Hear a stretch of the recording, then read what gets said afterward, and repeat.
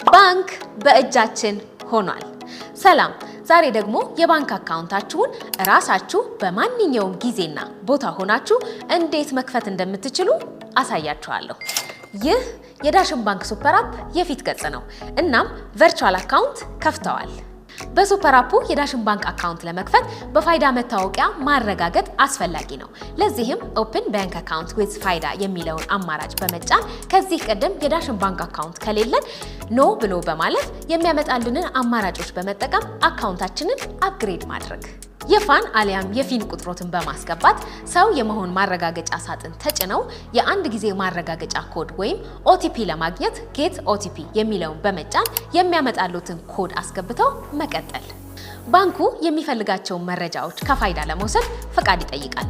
ለዚህም አሎ በማለት የተወሰደው መረጃ አረጋግጦ ወደ ቀጣዩ ገጽ ማለፍ። በመቀጠል ተጨማሪ መረጃዎችን ማለትም የቅጥር ሁኔታ፣ አማካይ የወር ገቢ መጠን እንዲሁም የእናት ስም በማስገባት ወደ ቀጣይ ገጽ ማለፍ። በመጨረሻም የባንክ አካውንት ሲከፈት የሚኖር ተርምስ ኤንድ ኮንዲሽንስ ይመጣል። አንብበን መረዳታችንን ለመግለጽ ማረጋገጫውን አክሰፕት ማድረግ። አሁን አካውንታችን በተሳካ ሁኔታ ተከፍቷል። ለዚህም የአካውንት ቁጥራችንና ሌሎች መረጃዎችን የያዘ ገጽ ይመጣልናል። ከዚህ በኋላ አካውንታችንን ገንዘብ ለመላክም ሆነ ለመቀበል መጠቀም እንችላለን።